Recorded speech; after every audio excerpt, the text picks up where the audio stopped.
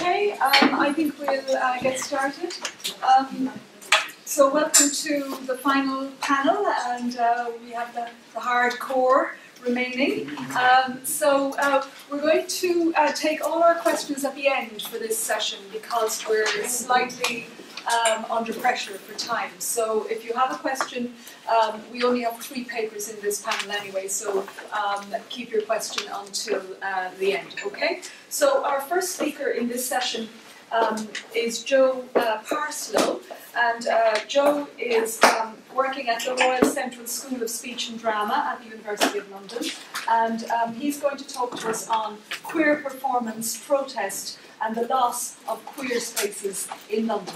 Thanks, Joe. Just before I start, I'm probably going to read more than I'd like, but this is it's stuff that's happened in the last few months. So it's quite visceral, and I know I just start chanting and I think I didn't have to do it. I'm in the Black Cap in Camden, London, after a show. The lights have just come on and the DJ has just turned off the music. I'm sitting on the stage watching drag queens mingling with audience members, and reluctant security guards are asking people to leave. As far as everyone in the room is concerned, this is the last night on which the club will open. We've just seen the final performance on this iconic stage. I can almost hear the clacking heels of all the queens who've ever performed on this stage behind me. The show was emotional. My face is still damp with tears, my own and those of others to whom I clung to during the last performances. An historic LGBTQ performance venue has, we believe, been lost. So on Sunday, the 12th of April, the Black Cap, an iconic LGBTQ and drag bar in Camden, London, was unceremoniously closed with no announcements from the venue's owners. It was originally sold to an unknown company who had unknown intentions with the site, and the future of the venue is currently completely uncertain. The Black Cap is an historically significant bar and club within the LGBTQ community, and it's played a huge role in queer culture over the last 50 plus years, and it's been home to legendary drag queens such as Mrs. Shufflewick and Regina Fong, just to name a few. It was closed originally because the owners made a sale, and the new owners intended to turn most of the building into luxury flats, because, you know, London needs more luxury flats, whilst keeping the downstairs space as a commercial venture to be taken over by the Breakfast Club, which is a chain of highly priced cafe-come bars, because London needs more of those as well.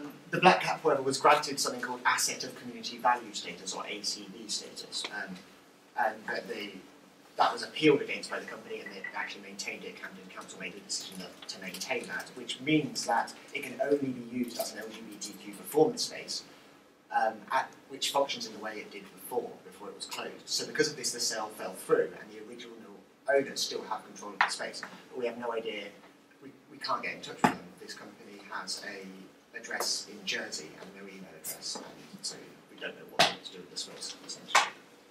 Its closure isn't an isolated event, but it's part of a wider nationwide trend of pub closures. It is, however, part of a significant demise in queer spaces in London, with a number of sites in Soho being closed, the Joiners Arms being closed, and threats to a future of an iconic queer venue, the Royal Vauxhall Taverns, or the RVT. And this is all in the space of the last 2 or 3 years. Although this closure of the cap is part of this wider narrative, I want to focus my paper on the Black Cap. This is not just out of desire to do the situation justice, but also out of my own corporeal and psychic implication and investment in the space that's been taken.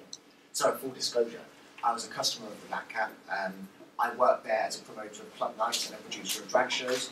What I seem to call my alternative family in London, which are a group of 7 performers, drag queens, burlesque dancers, performance artists known as the Family Fierce. Worked there a lot, went there a lot, we've got lots of different shows there.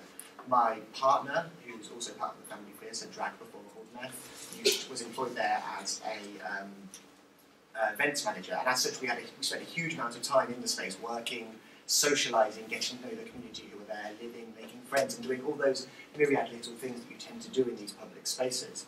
Christmas last year, for example, was spent at the Cap with a ragtag bunch of queens and queers who, for whatever reason, were away from their families. So just sort of a disclosure that I'm fully implicated and sort of enmeshed in the subject about which I'm writing and talking. The long list, however, is kind of far too clinical to account for the affective experience of being in the space itself, and how it became much more than a club or a pub or a workspace, but a home, a haven, a place of safety. I think I'm aware that I skirt on a dangerous line here of idolising or glancing with sort of rose-tinted glasses at a venue which was not without its problems. I want to borrow a bit here from a queer theorist, Jose Munoz, who, when talking about images of the past, suggests that this is, quote, not a nostalgic past, but a past that helps us feel certain structures of feeling, a circuit of queer belonging. I'm not looking, though, at lost or empty spaces in the same way that Munoz does. The Black Cap has barely closed and still could open. Its archive isn't closed, but exists in the bodies of the customers and audience members, kings and queers, and queens and strippers and lovers and friends who all pack its walls on a weekly basis. The building is still there, albeit currently boarded up with metal shutters. It's a space ready to be filled, thrumming with potentiality. On the Saturday following the closure of the Cap, nearly 500 people met outside the venue to protest the closure and demand its reopening. There were vibrant scenes, huge crowds, MPs from all the sort of four main parties at the time turned up, and drag queens and campaigners and activists spoke angrily and eloquently. Each Saturday since the closure of the venue, there's been a vigil held outside, and there's been sort of 5 or 6 people every week standing in the wind and the rain and the sun, but mostly the wind and the rain.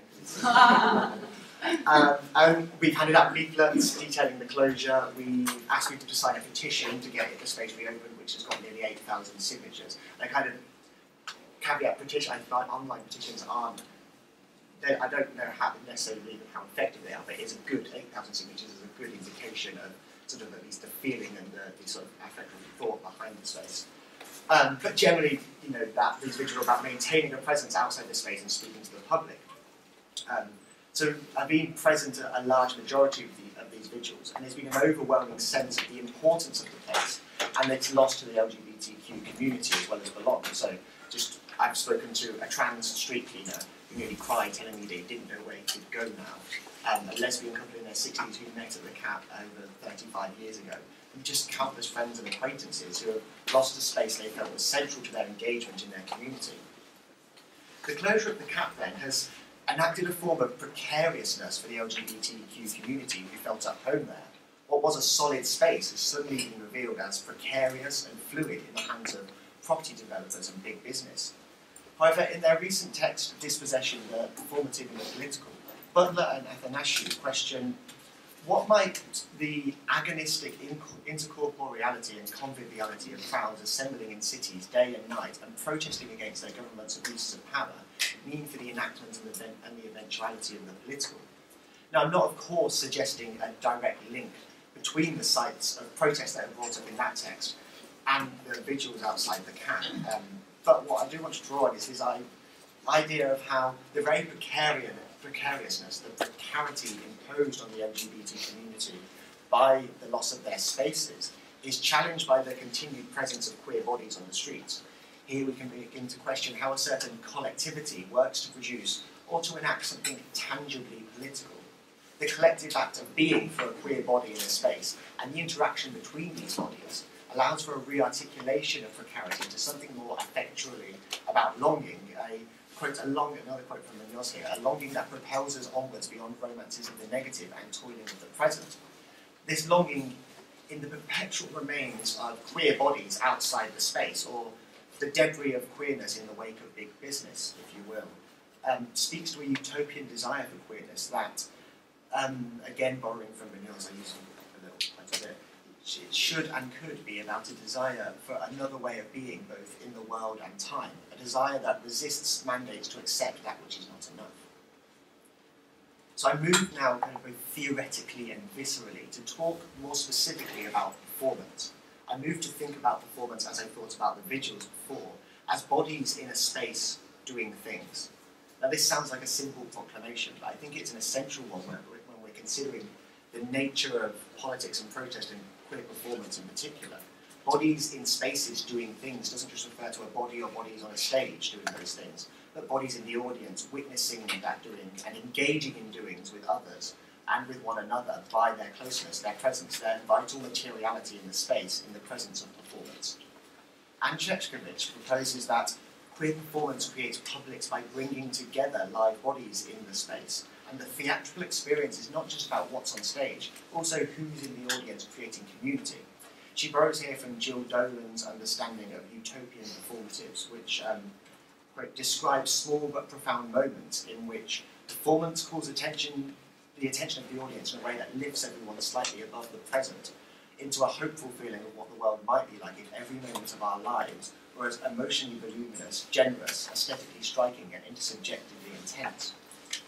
I think that these understandings of performance, and in particular queer performance, allow us to frame a discussion which posits performance as an integral act, as integral to an act of imagining an alternative mode of being in the world, and that this imagining becomes an inherently political act for the people in that space. I think that politics emerges here in an examination of the contemporary moment in which these queer performances are taking place. So I'm writing from a current contemporary context in which we have seen an increase in homophobia and homophobic violence, particularly in London, but more broadly as well. A rise in camp-phobic or anti-camp rhetoric within the gay male community, the sort of rhetoric of no femmes, and the sense that in the wake of neoliberal heteronormative inclusion, for example marriage, individual radical queer histories and bodies have the potential to disappear. To superimpose this damning image on top of the closure of LGBTQ spaces and the persistent visibility of queer bodies in spaces doing performance things becomes an intensely necessary and affective political act. I guess a quick interruption here which might fit with the theme of the panel, but I'd like to pause to consider the term queer, because I realise I used it 3 times in my heading and I haven't really unpacked it a bit here. So I want to, it's one, queer is something which is both unreachable, but it's also becoming really problematically overused into the contemporary performance scene which I see, particularly in the drag and club performance culture that I'm engaged in. For the purposes of this paper and with sort of the constraints of time here, I want to return to Eve Sedgwick's early formation that there are important senses in which queer can only signify when attached to the first person. So she says that all it takes to make the description queer a true one is the impulsion to use it in the first person. The people and performers about which I'm writing, and in particular the performer who I'm going to go on to talk about in a moment, claims a queerness for themselves and for their performance, sorry.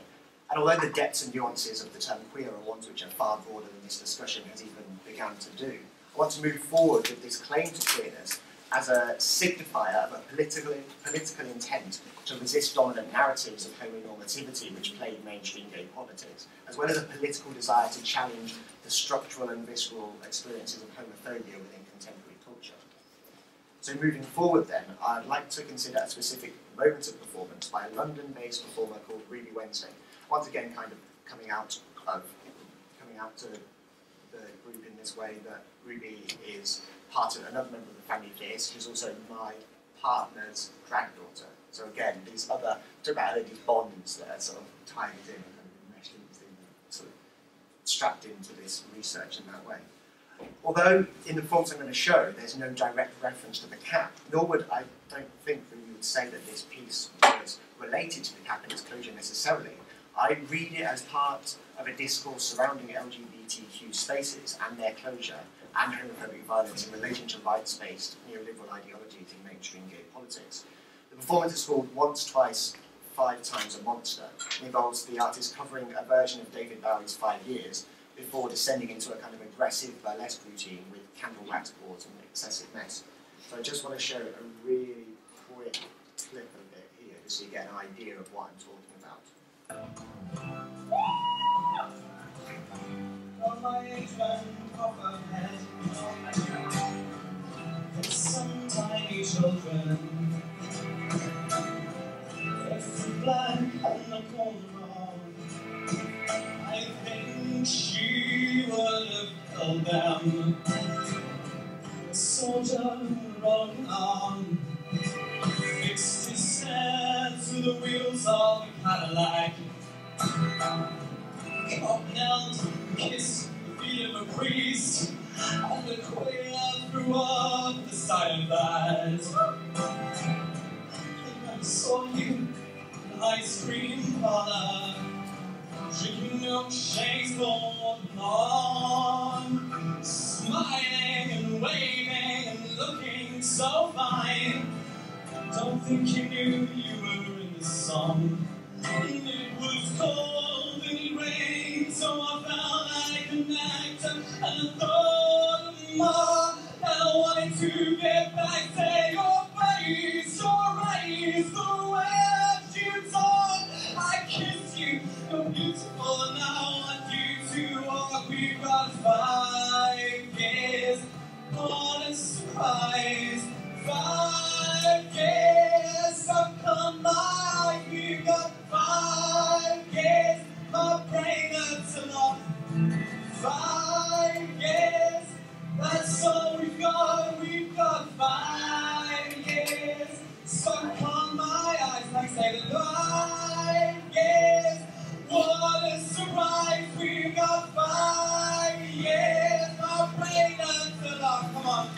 5 years, that's all we've got 5 years. I can continue watching it,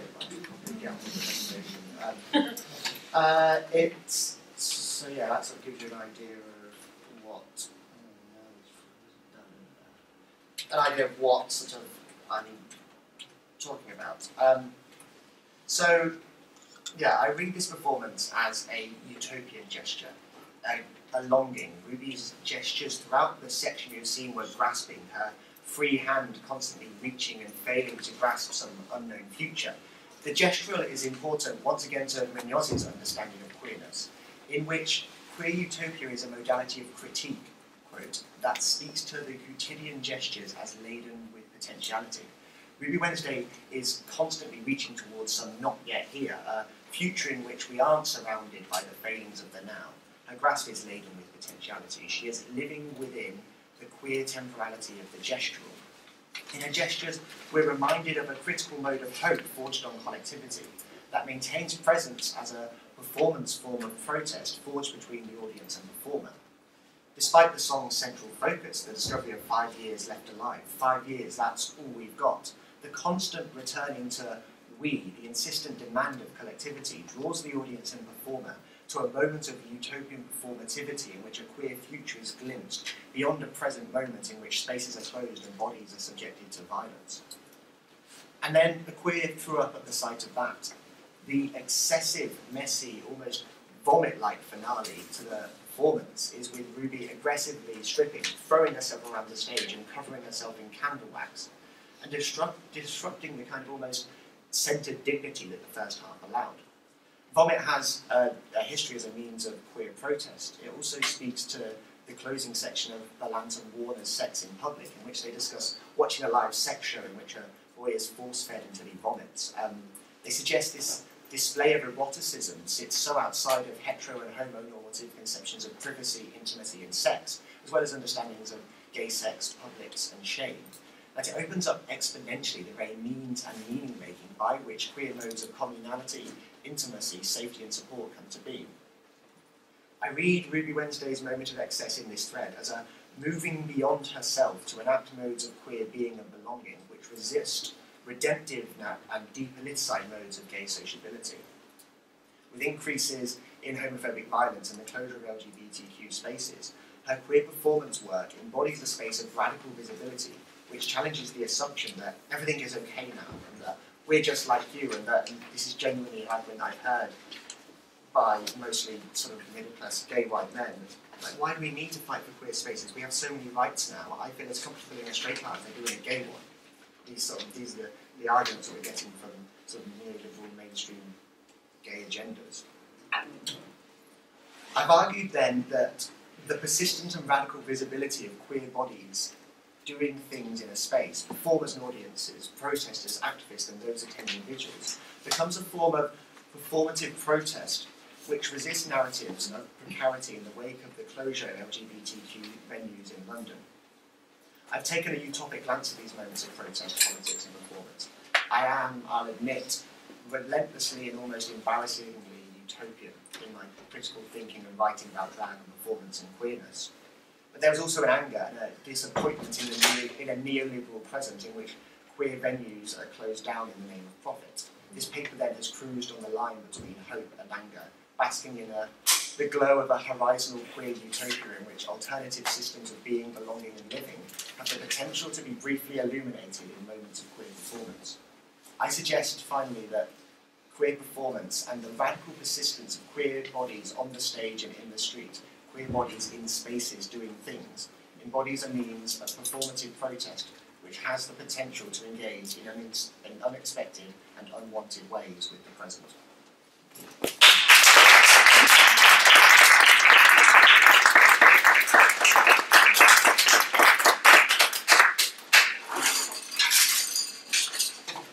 Thank you very much, Joe.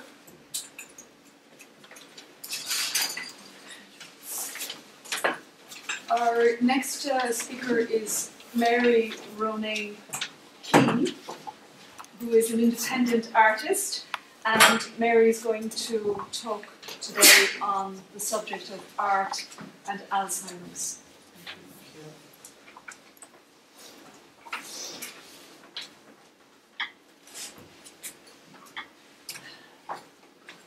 Let's hope Houston doesn't have a problem.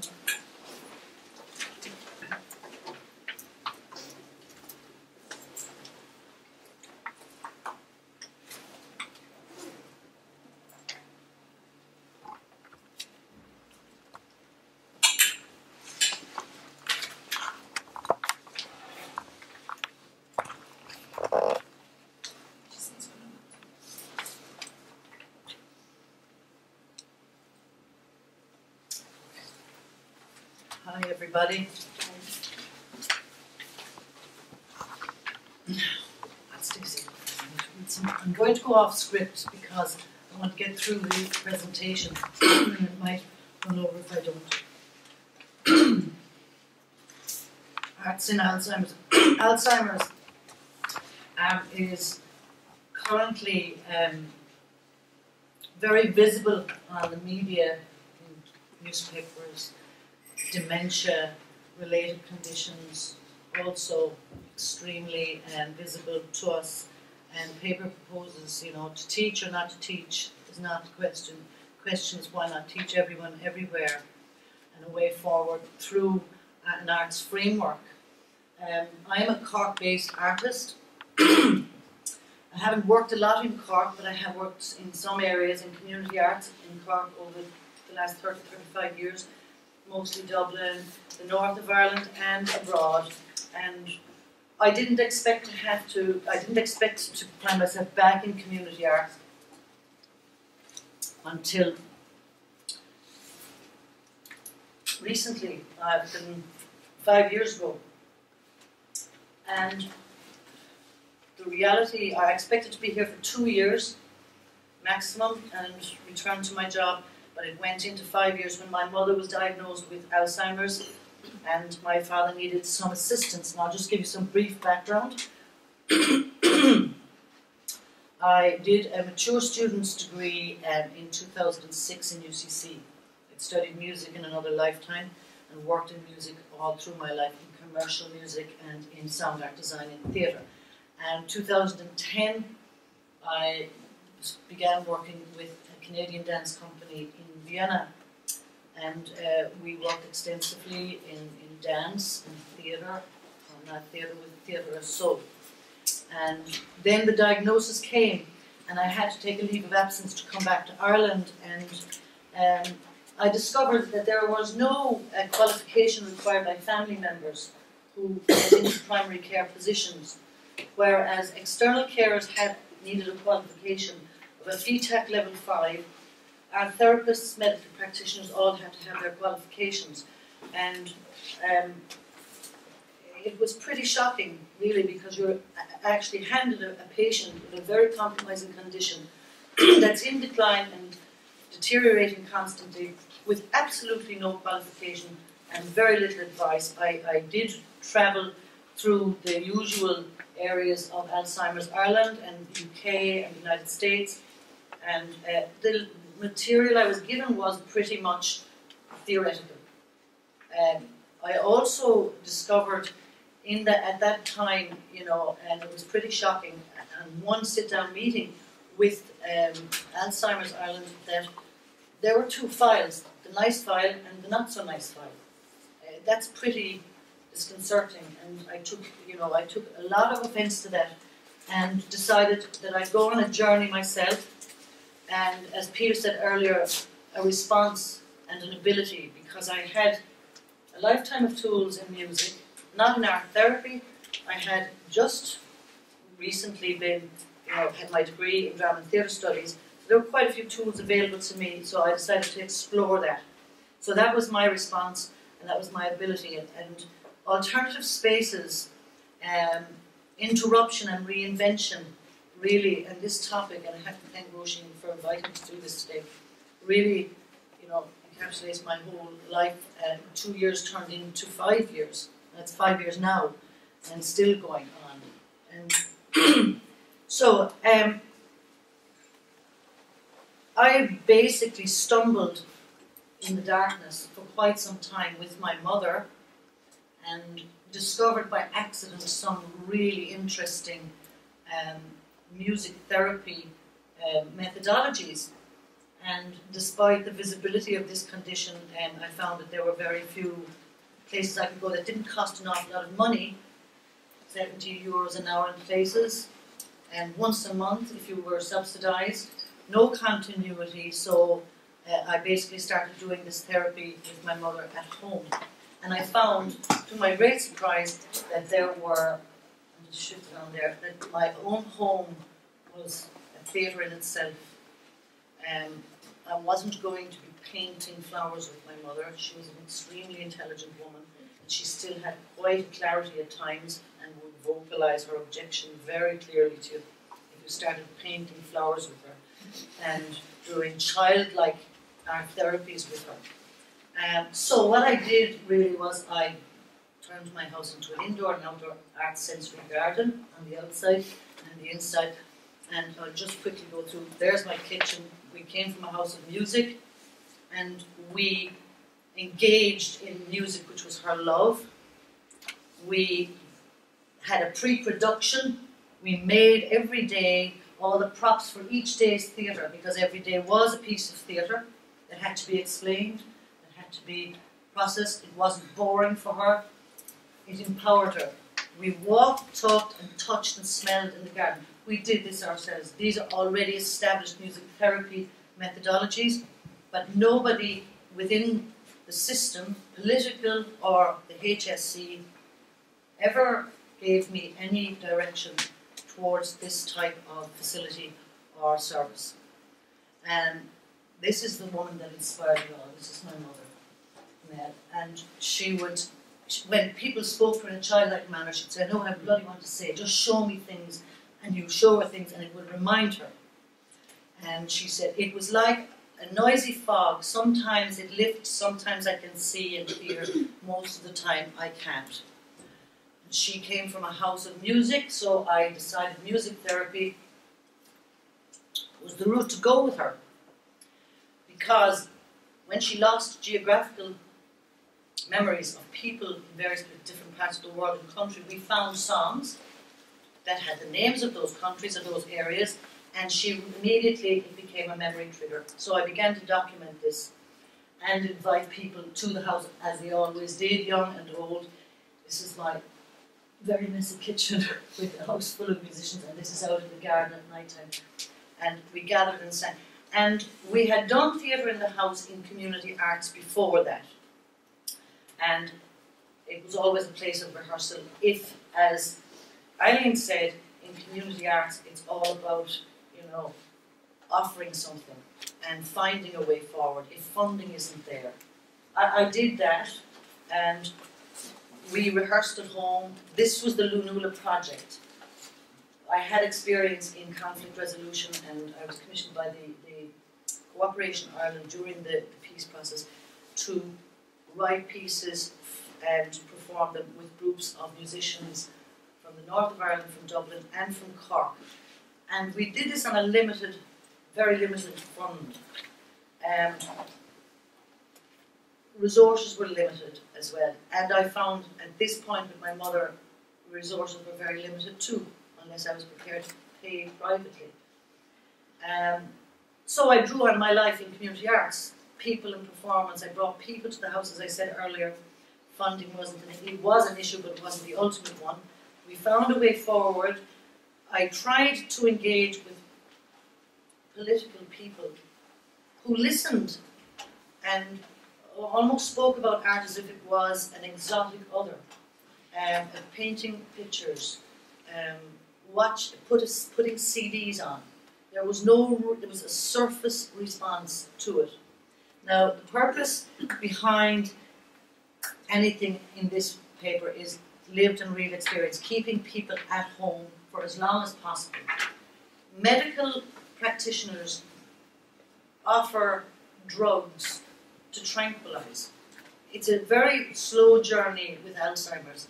And as an artist, and my mother being an artist as well, I wanted to walk that journey with her, knowing it was going to be an unhappy ending, but nevertheless a quality journey.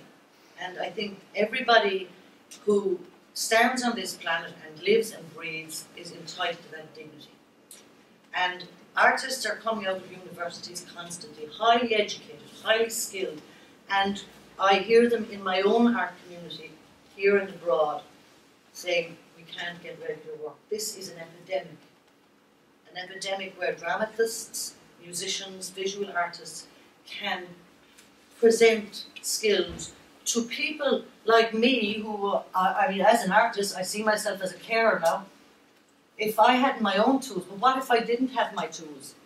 If I didn't have my tools, I wouldn't have been able to do it. How many more people are out there as carers and they don't know how to fill the day from 7 in the morning until sometimes midnight, trying to appease and stop agitation? And there are really simple skills, tiny skills. I brought some with me. I'm going to have to skip some of this because it's pretty long. So seriously recommend that to the politicians and also to the community health services, who are extremely helpful. You see a lot of bad media about community and HSE. In fact, I found the most helpful and most interested in finding a better way forward for the carers in the community, because they tend to drop out as soon as the stress hits and they end up very ill, and their family member ends up in a nursing home. But my own observation of nursing home art therapy, similar to with the best interest, with the best intentions, they really do have low staffing and very high volumes of people with high dependency dementia, like my mother's, and therefore the quality of the therapy isn't there. I propose that if carers and family members are trained in very learned skills, that they can bring these even to the nursing homes themselves and use them. These are some of my community arts projects. I won't go into it now, but it was concerning the capital of culture that Eileen was talking about. Had some pieces in that, but again, we always used art at home, so it was a familiar surrounding. In the next piece, the theatre I worked in Austria, in Flens, has a connection as well to what I'm trying to propose in terms of a sensory garden therapy as well as an indoor home therapy. Everybody has a kitchen, everybody has a garden, or has access to one. And a balcony can work as well as a garden. I had worked in Promenade Theatre in Austria, in a Flens, in a piece called Unknown Origin, with Theatre Assault, and it was a promenade piece of theatre. I applied those techniques to my own art therapy process with my mother, the promenade being indoor to outdoor, outdoor to indoor stimulation, planting flowers that triggered memory. If she forgot her mother, I would take her to the garden where the lilacs were growing. She'd smell the lilacs, and as all old techniques already established long before I had planted my lilacs, but her mother's garden was full of lilacs, and this gave me a way out of agitation for my mother. Christina Medina, who you see here, is the choreographer of Attendance, the Canadian dance company I work with. Christina is partnering with me on this to create a performance in my garden now that my mother is in full-time care, to demonstrate to the authorities such as the HSC, the service providers, the political structures on what the possibilities are in keeping a person at home longer without tranquilizing drugs, but in a very, very stimulating way for both the carer and the person living with the condition. There's the garden, that's my own garden where we're establishing this. And I'll quickly move on. As I said earlier, it had a natural set design. It had a natural light design. It even had a sound art design, the birds. We used it all, and if on rainy days we would record all the external sounds and bring them inside, and we were story making, connecting, reconnecting, memorizing and remembering. That was the important thing. The response and the ability and the moral responsibility was having seen and having felt and having objected to the current way that people with dementia and Alzheimer's are, yes, treated, because you get a lot of lip service but very little in terms of active treatments. Tom Eskel helped me create, well, Tom created these. These are sensory figures, outdoor installations, which we are using in the forest area of the garden. Customized props. I realise I'm going to pass this very quickly, but I actually want to bring it back. This chandelier, I mean, in terms of occupying my mother's time, which could be very agitated and very aggressive, she was a very gentle woman. This chandelier cost me €2 in a junk shop. We spent a week and a half making it. She loved crystals and glass and polishing, and we were making our set design for a performance. You know, every day was planned. It was very proactive. It was very, I even found it stimulating. The word wall. I brought an example of the word wall with me. I put it somewhere now. Out of my hand. Oh, there it is. I brought a miniature one. This saved our lives. And this was a stimulating word wall. This is not my one. This has sense of smell, everything. But I had one much bigger than this in my house and in my garden. And we took it everywhere. And it had words she used regularly and forgot regularly. And if you brought this with you, rather than treat her as a child, you'd say, look, Mom, use this C, and until she stopped being able to read, then this helped. Visuals and voices taped, indoor, sensory voices, sounds of birds, everything, people she knew that we had recorded. My brother lived in America, we recorded him so she'd remember his voice. That's another example. There's a photograph of it. It was being made. Other items that were relevant. Buying items in regression, trigger props.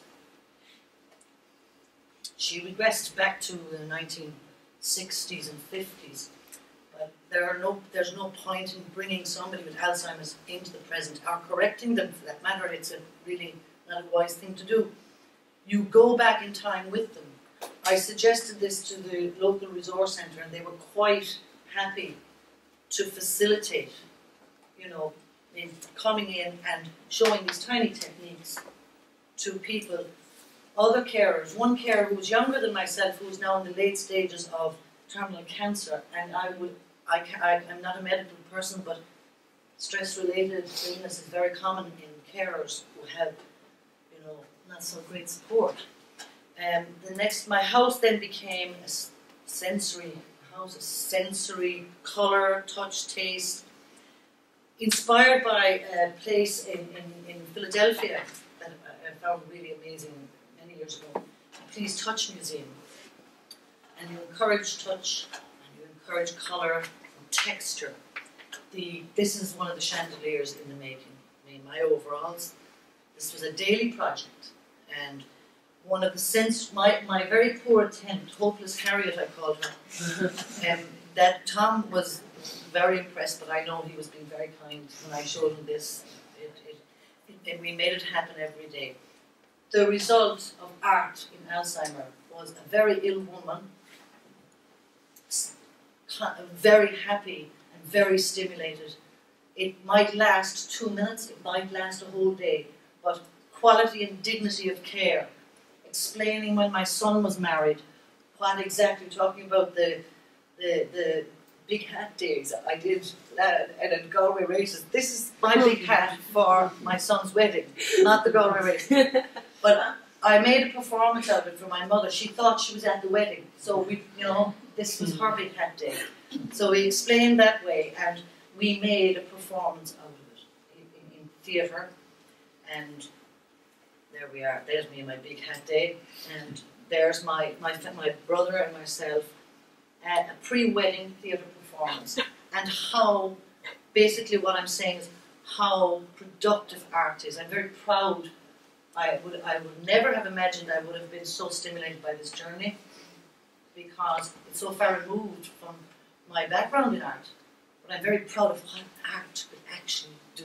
We read and we theorize about art therapy, but to see it in full fruition, art practitioners, I think, the government needs to activate more. It's not a novelty and it's not an exotic other anymore. And it's applied, the evidence is there. Childlike drawing won't do. Mass group entertainment confuses, agitates. That's what's I've seen in my mother's nursing home at the moment. With the best intentions, they are wonderful people, but mass entertainment and review theatre doesn't work. Customised, what does your mother want to sing? What does your father like to hear? What were his tastes? What were her tastes? This is vital information. Mass film and digital music, I don't believe it works myself, in my humble opinion. The next, I'm just going to jump on here now.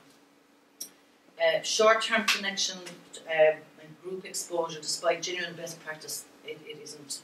It causes disinterest, irritability, agitation, exhaustion, fear, and confusion. That's based on 5 years of documenting responses on a personal level. You must have knowledge of the individual's past. Everybody in our therapy understands and promotes that already, but it isn't being applied on a daily basis. And the proposal I'm making is to create a promenade piece of sensory performance using my own canvas, the canvas I used for my mother, which is the garden and the house. Drama, musical, visual, therapists, technical professionals combine skills to present to the medical community, to present to social services providers and political representatives, and reopen a discussion on how all groups can merge and contribute in developing more transparent and interactive, progressive, sustainable community health resources by training carers at home. It's as simple as that. And it creates a continuity between professional exposure to therapists. You get one a month from the government, subsidised. But this provides an opportunity to have continuous exposure to art therapy, continuous stimulation, in the same vein that Dr. Sanjay Gupta, a medical correspondent, has created a documentary, Unspooling the Mind, and it's in relation to a place called Dementia Village, a facility outside of Amsterdam, which I recommend anyone with any interest in the subject to look at, where it's an end-of-life medical management plan with such dignity and such best practice applications, even their own supermarket where there's no money exchange, but they are still actively pursuing daily activities like making dinner. My mother was a professional cook. I made making cakes into a drama and theatre studies example, and I don't like to bake cakes myself, but we made it into a piece of theatre, which is quite amazing to me, but it really fulfilled her because she was doing what she loved. Time for agitation was filled, and quality of life followed. Ultimately, to the questions are to develop music and art access programs like this on site, ultimately to develop a dementia village type approach to people in this growing epidemic. Just to ask, wherever artists are interested in the subject, to ask what informs the choices of the facilities in their approach to art. where are they finding their programs from? Are they just saying, okay, let's paint a few pictures today, you know, let's play with some jewellery today? This is the reality. What benefits do they see or aspire to see in their facilities, and how do they develop art, music and therapy programs? I know I must finish. I'm going to finish now, but just asking GPs, it's incredible how little response I could get. The use of drugs, a drug I objected so profoundly to, olanzapine. It is said by the medical council should never be given to an elderly person with dementia. And my mother was in a general hospital and this was on her chart. As you can see, it says hold, because I was watching for the drugs she was being given. Based on being given premature tranquilizers, my mother was no longer mobile after 4 weeks in a general hospital. She was no longer mobile and I was recommended she go straight to a nursing home. I objected and said her immobility is due to tranquilizers, and removed the tranquilizer, and we took her home. We kept her for another year, I think, off tranquilizers. But the bottom line here is that we develop, this is me up in the Taro Guthrie Centre trying to develop the way forward with my own ideas. I would like to share them with any interested parties and draw from your own expertise in developing further areas. It's all very basic to look at, but the more people that can speak about it, the better. And I would also recommend that people with an interest in the subject look at the amazing work at this facility in Amsterdam called Dementia Village. Mm-hmm. Thank you very much.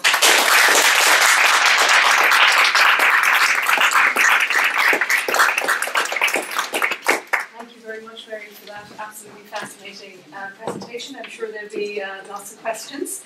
Now our next speaker is Dr. Campbell from Loughborough University.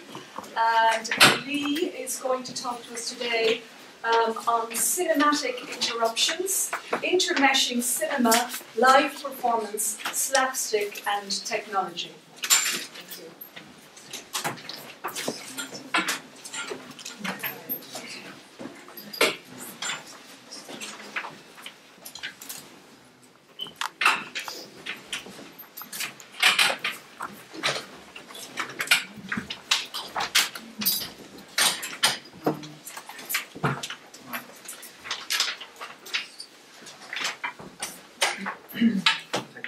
Well, thanks for lasting out. I think I'm sure you'll all agree it's been a really interesting day, lots of provocative statements. And what I'd like to do now is to maybe think of a way of redefining how we think about the term interruption. The title or the content of this paper was going to specifically address my usage of interruption in terms of filmmaking and cinema, and I will touch on that a bit at the end. But I found that you've all touched on quite a few strategies or tactics, so I've kind of realigned a little bit my paper back to looking at interruption as a strategy or tactic. And within my practice, I deploy interruption as a performative strategy. And I'm really interested in its alliance to theories around impoliteness and disruption. So, referring to interruption's etymological roots as a derivation from its Latin origin, inter and between, rompere, which is break. Do you need that to be on the screen? Yes. No, it just needs to be on computer. And this, Look, just hook this one up. oh no, but it's coming up here. So Just put it on computer. okay, yes. That's an interruption. Okay, yeah, that wasn't planned. So, yeah. I was actually going to talk more about technology, which I did yesterday, but there was quite a few interruptions, so I've actually for this if you want to take them. Okay, so I'm interested in this notion around specifically using interruption, and I like to set up performative interventions in order to see what kind of interruption or disruption as a fracture in proceedings that I can produce, what level of disruption I can produce in an event's liminality.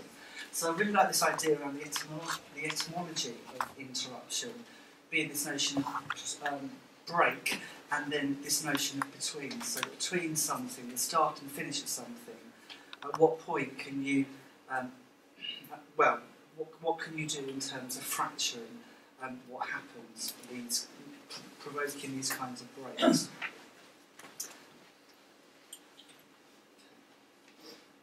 So on the one hand, commentary relating to the operations of interruption have branded it negatively, a violation, whereas on the other, interruption has been positively commented upon as an action which may be supportive, creative, poetic, lyrical and unexpected. My attitude towards interruption is that through its capacity for being disruptive, the disruption cause can have positive outcomes. Derek Boosfield, alongside the work of Brixey, Johnson, Throop and Zhang, appear to support my argument that interruption can have positive outcomes.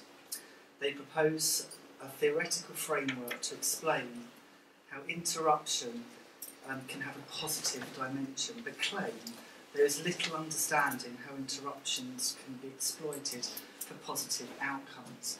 So I'm interested in the fact that interruption has got this sort of negative kind of perception, and how I can use my practice to use different strategies relating to interruption to try to think about a kind of positive usage of it for maybe provoking dialogue or what have you, which I'll explain in a moment. In a January 2015 episode of the BBC World Service radio programme, The Forum, entitled Interruptions, the host, Bridget Kendall, stated, "Interruption, a cause of disruption, but sometimes they can strengthen and support us." Whilst American linguist Deborah Tannen stated, "What's so fascinating about interruption is that it's a negative thing." So let's start thinking about interruption and its usage within performance or within a kind of theatrical context. And the work that's, or the writing of Annette Arlander has been really significant for me. Quote, "Work that functions directly as an interruption of the flow of activities in public space, where the interruption consists of breaking down the conventions and norms of how that space is ordinarily used in the expectations of the passer-by, is a common strategy for artistic interventions." Ian Hutchby states interruption as having a positive dimension. Quote, "We have to do this, interrupt, to save the world." The positive usage of interruption has received attention in terms of artistic practice.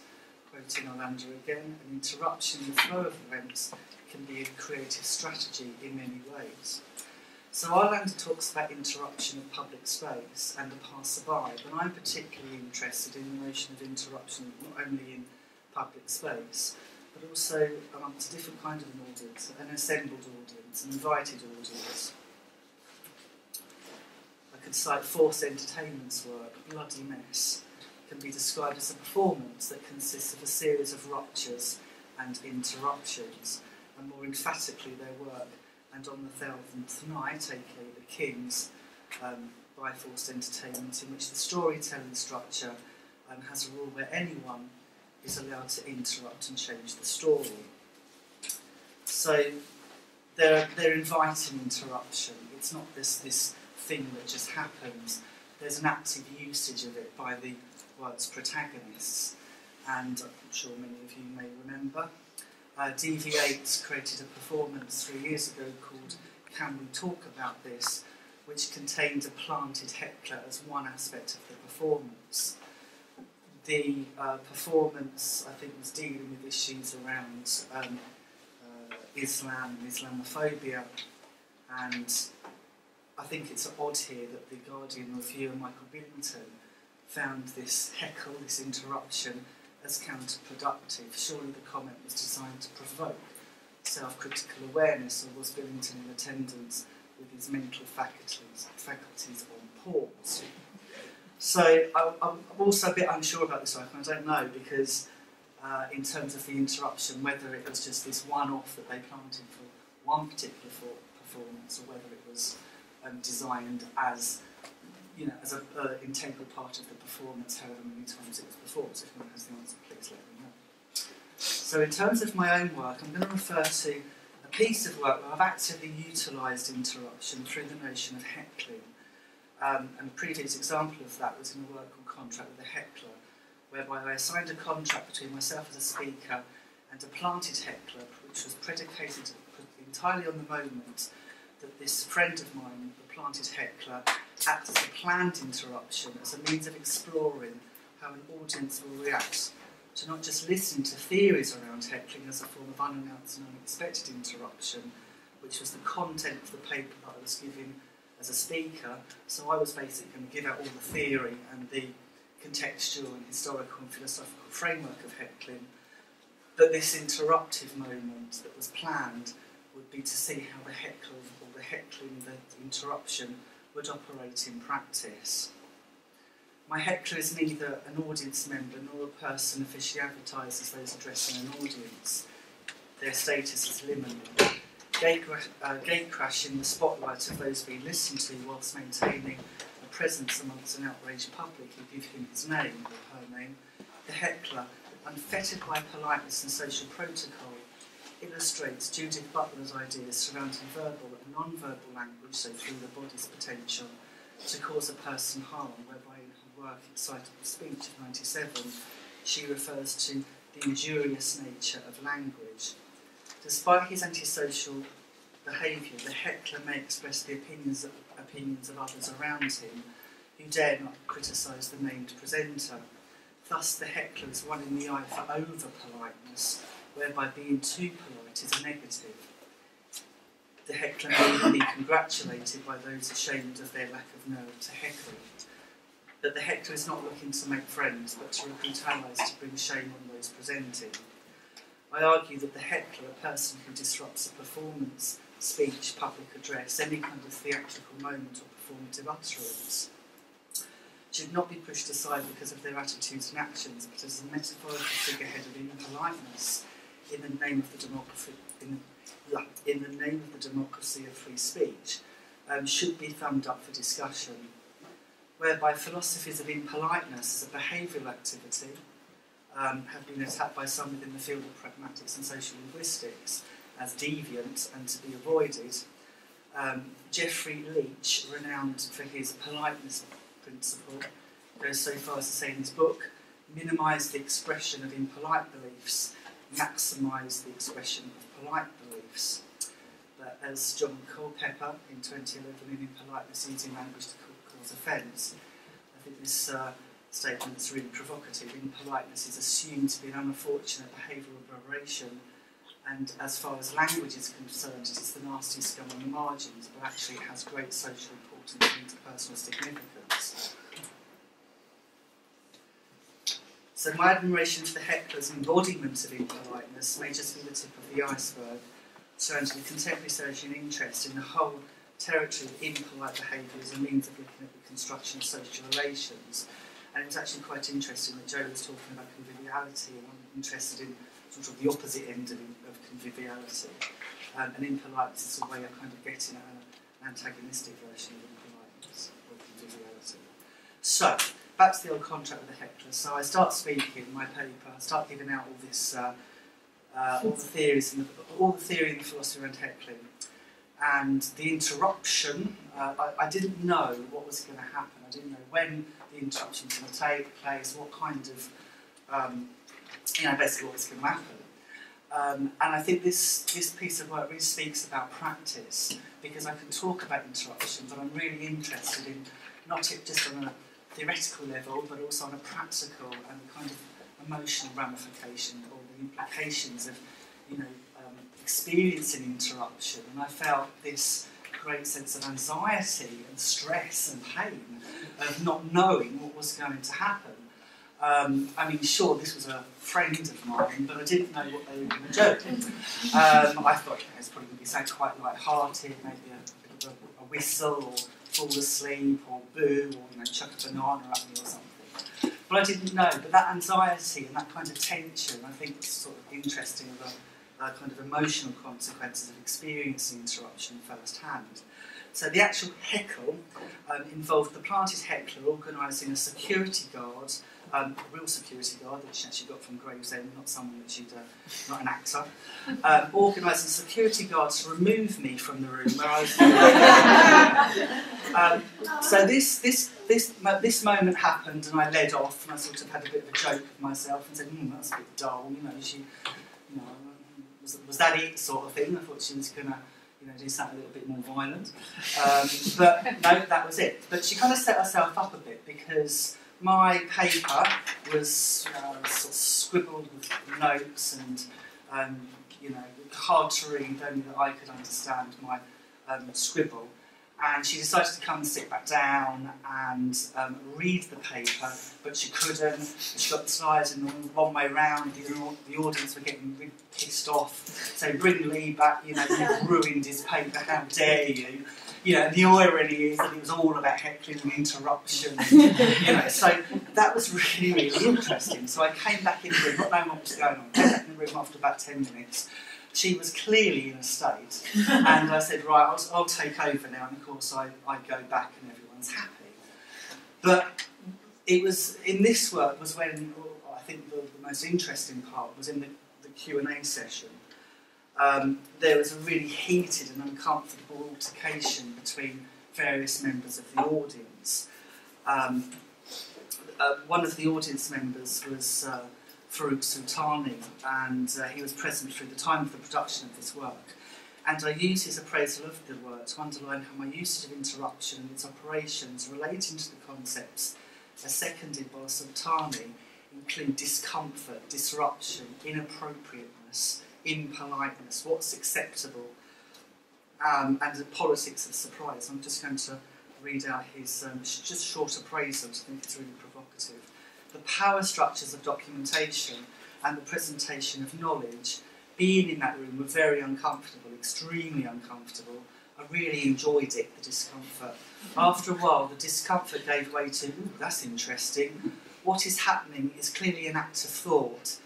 It is an act, and it's an act of thought. I could clearly understand, even if the paper was not about heckling, even if the paper was about the biology of the hippopotamus, I would still understand what is going on here, and it's about interruption and disruption. And the only way that comes across is that it is completely unexpected and unacceptable. And if what had happened was completely acceptable, if the interruption had been announced, and if it had not been so uncomfortable, there would be really no point in it. And when it ended and the Q&A started, I thought people would say, wow, that was cool, but they said, you should have warned us. It was completely ethically justified, even for that reason. The idea that everything here in academia had to be controlled, and the presentation of critical ideas such as these had to be controlled and framed within a very specific set of regulations. I found the discussions after the presentations much demonstrative of the idea of presentation as the presentation itself. So just to extend what Farouk mentioned, yeah, so an audience member basically said, well, actually, heckling's okay just as long as it's managed and it's not too disruptive. And you tell us that it's going to happen. Well, that's not, how a pre-announced interruption. So that started to make me think about things to do with spectatorship and things to do with surprise, almost the politics of surprise, and start to think about that moment of discomfort, starting to unpack it a little bit. Taking its lead from the work of Ian Hutchkin and Annette Arlander, so going back to this notion around interruption and its usage within a sort of performative or artistic theatrical context. I'm going to give some more examples of where I've used interruption, but specifically within the context of impoliteness. And a piece of work I want to refer to was a piece that I made not within a constructed audience like I did at the Symposium. It was a conference symposium. A piece of work which is called Fall and Rise. One important point raised in the forum, the BBC Royal Service Interruptions radio show, which you can still listen to, actually it's really, really interesting because they just take interruption and sort of talk about it to the nth degree in various different disciplines, really interesting. Kendall says intention is interesting, your cultural intention, what you think is polite or rude.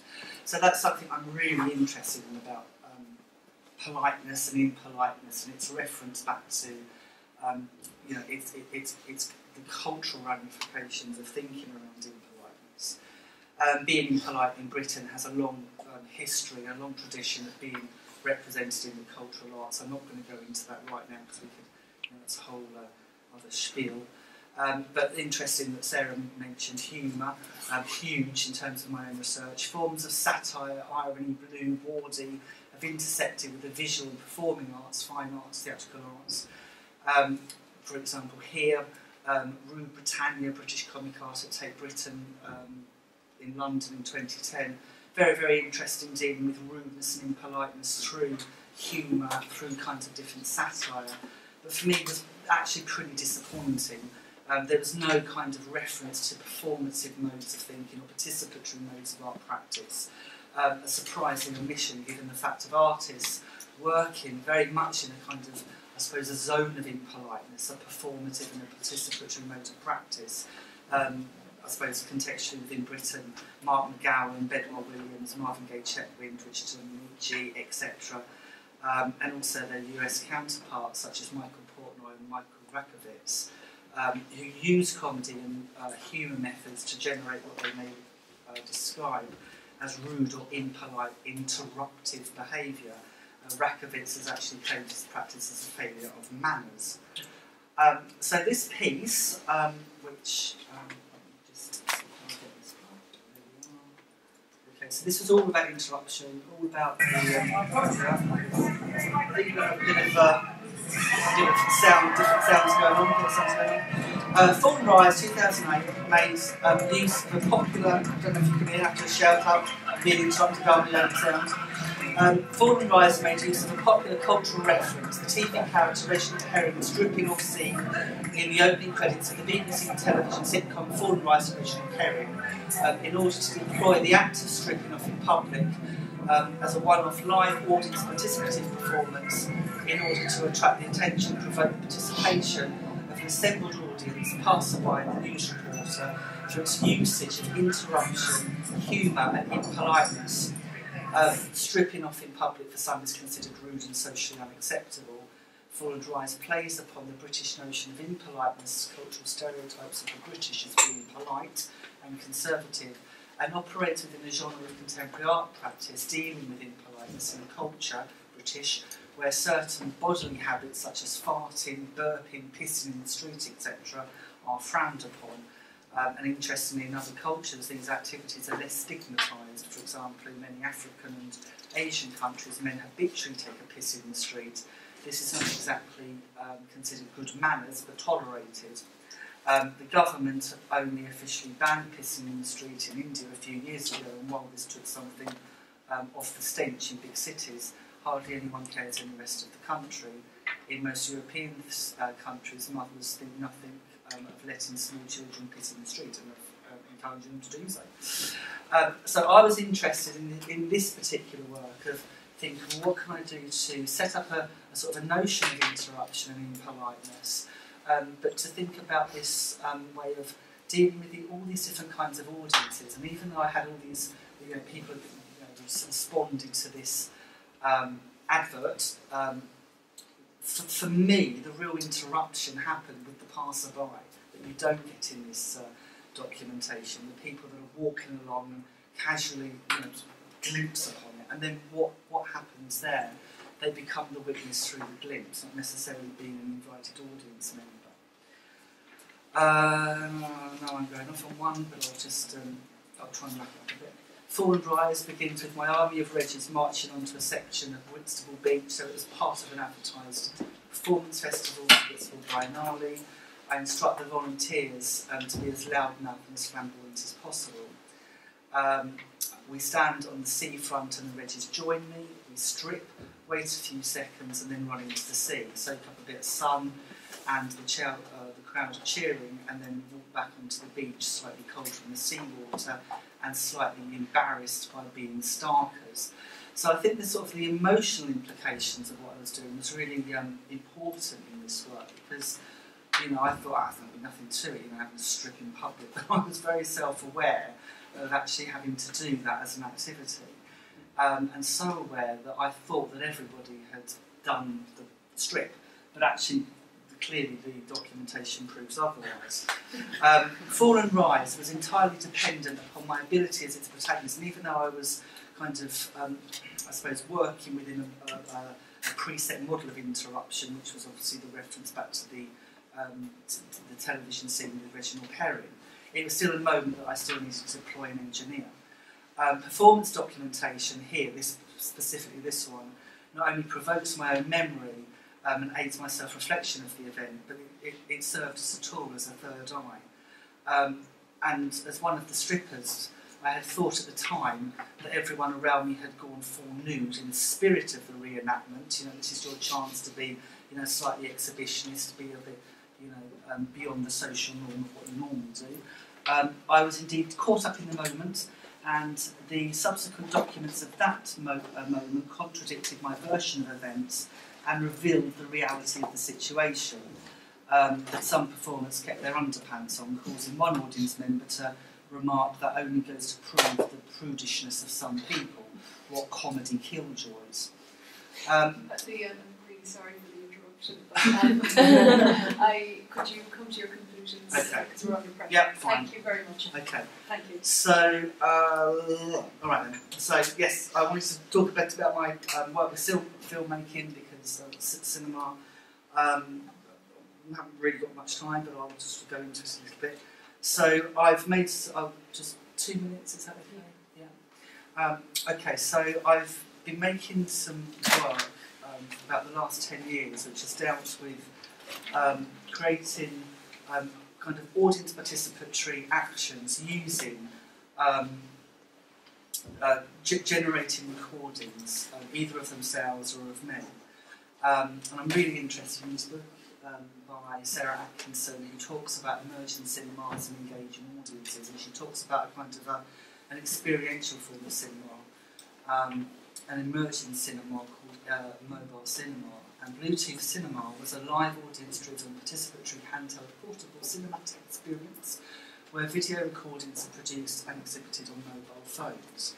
I'm just going to from here. So basically, I would create different recordings, which I haven't got time to show, but they were recording myself doing different kinds of bodily or humorous slapstick kind of activities. And I would invite audience members to either, I'd go up to people who are a constructed audience and say, would you like to see a film, and then engage their reaction. What was really important was I was using the mobile phone, and I was using the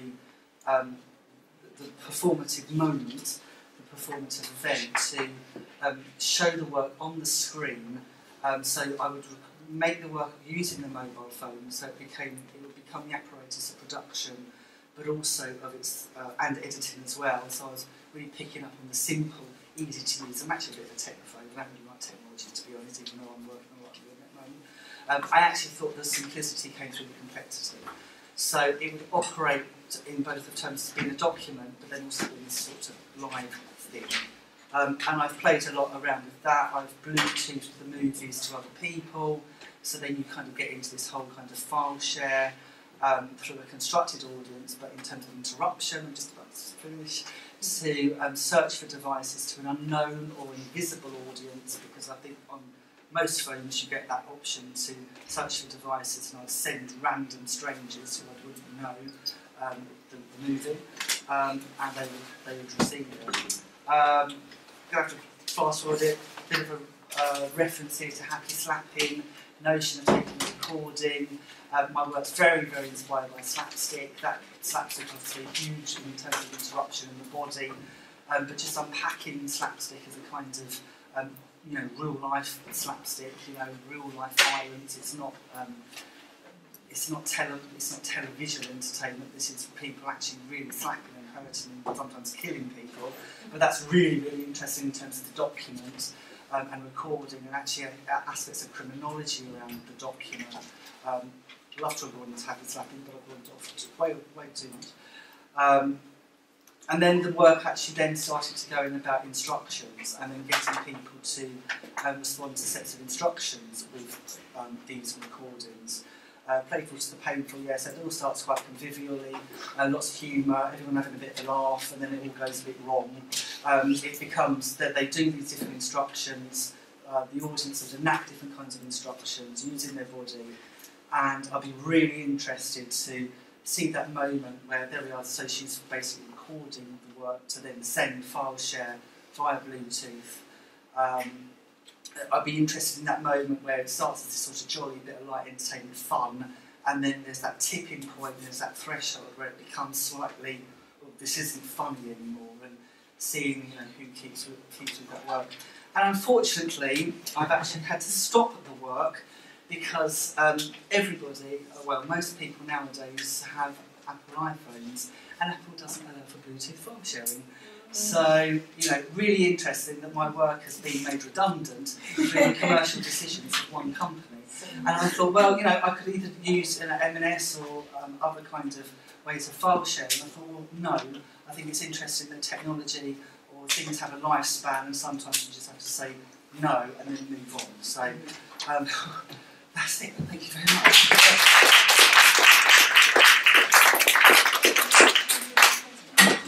Okay, so if Joe and Mary would like to come up, we'll take a few questions.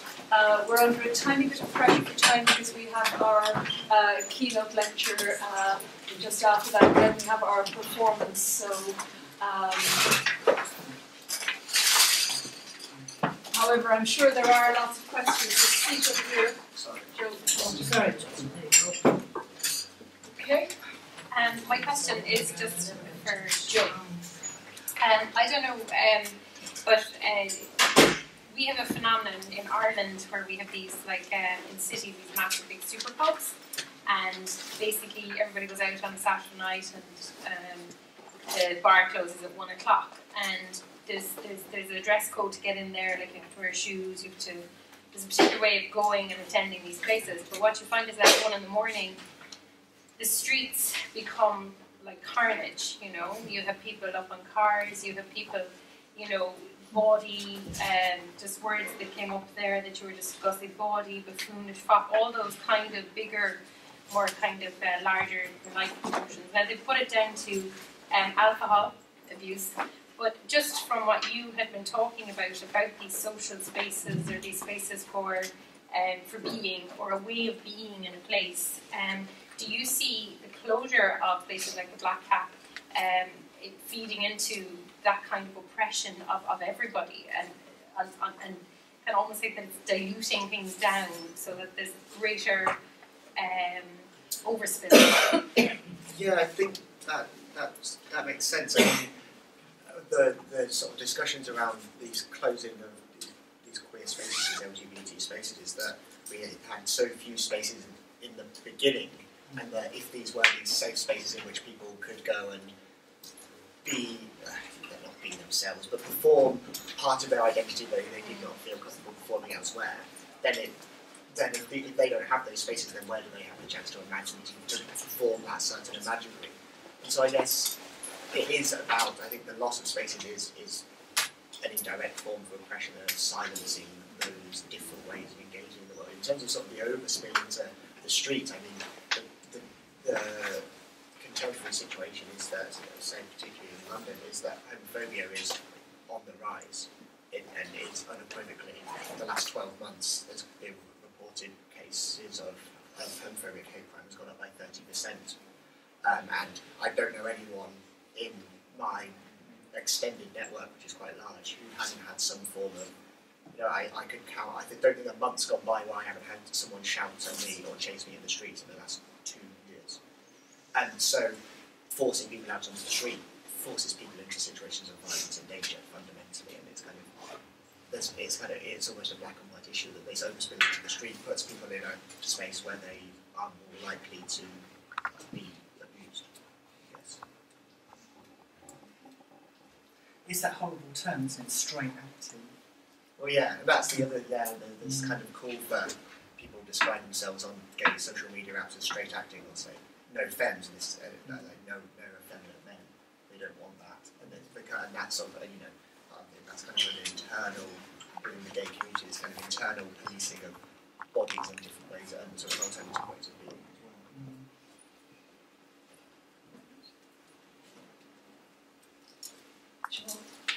One very quick observation from Mary. Thank you so much for that insightful. I could have listened to you for the rest of the evening about the work that you've done with your mum as a carer, but also the research that you're carrying out for how to cope with an illness that's becoming so widespread in this country.